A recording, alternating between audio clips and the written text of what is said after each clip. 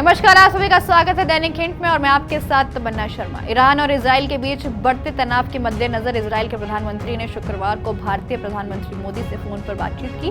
दोनों नेताओं के बीच इस बातचीत में पश्चिमी एशिया की मौजूदा स्थिति और क्षेत्रीय सुरक्षा को लेकर चर्चा हुई। इस बातचीत की जानकारी खुद प्रधानमंत्री मोदी ने सोशल मीडिया प्लेटफॉर्म एक्स पर साझा की।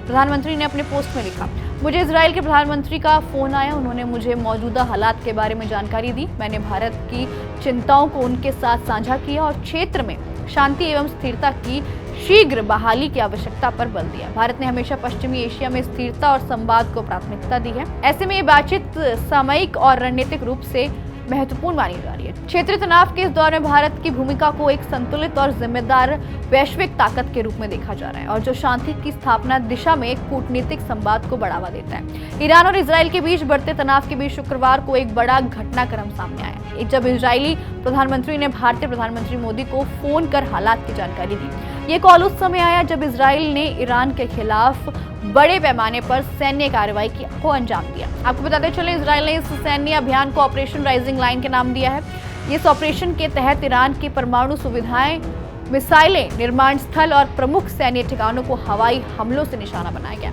इन हमलों में अब तक 78 लोगों की मौत की पुष्टि हो चुकी है, जबकि 300 से अधिक लोग घायल बताए जा रहे हैं। तो वहीं इजराइल के प्रधानमंत्री ने इस हमले को देश के ऐतिहासिक और इतिहास का निर्णायक क्षण बताया और दावा किया है कि ईरान के परमाणु कार्यक्रमों के केंद्रों को सफलतापूर्वक निशाना बनाया गया। इन तनाव को देखते हुए प्रधानमंत्री मोदी ने इजराइल के प्रधानमंत्री से बातचीत कर भारत की चिंताओं को भी साझा किया और क्षेत्र में शांति और स्थिरता की आवश्यकता पर जोर दिया। ये घटना वैश्विक और राजनीतिक रूप से एक नए समीकरण को बढ़ावा देती है। वहीं ईरान और इजराइल के बीच बढ़ते संघर्ष को भारत ने गहरी चिंता व्यक्त की है। विदेश मंत्रालय ने एक बयान में कहा कि भारत इस पूरे घटनाक्रम पर करीब से नजर रख रहा है और दोनों पक्षों से अपील की है कि स्थिति को और अधिक न भड़काएं।